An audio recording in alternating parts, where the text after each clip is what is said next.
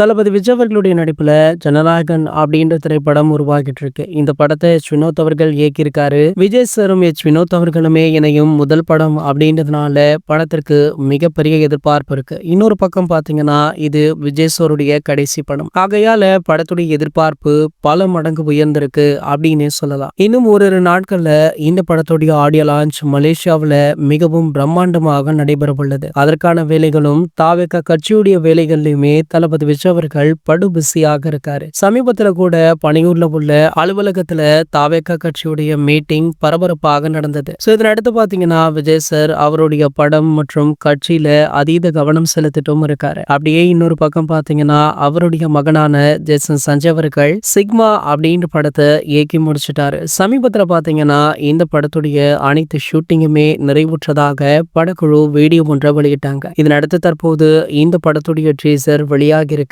ட்ரீசர் வெளியாகி பட்டி தொட்டி எங்கும் பட்டையை கிளப்பிட்டு இருக்கு. ட்ரீசரை பார்த்த பல பிரபலங்கள் ஆஹா ஓஹோ அப்படின்னு புகழ்ந்து தள்ளிட்டும் இருக்காங்க. ஒரு இயக்குனருடைய முதல் படம் போலவே இல்ல இந்த ட்ரீசர், வேற லெவல்ல இருக்கு, படம் கண்டிப்பாக வெற்றி பெறும் அப்படின்னு சூப்பர் ஸ்டார் ரஜினிகாந்த் அவர்கள் இந்த ட்ரீசரை பார்த்து ஜேசன் அவர்களுக்கு வாழ்த்து தெரிவித்திருப்பது சமூக வலைத்தளங்கள்ல படு வைரலுமே ஆகிட்டு இருக்கு. இது போன்ற செய்திகளை பற்றி நீங்க உடனே தெரிஞ்சுக்க நம்மளுடைய சேனலை மறக்காம சப்ஸ்கிரைப் பண்ணிக்கோங்க.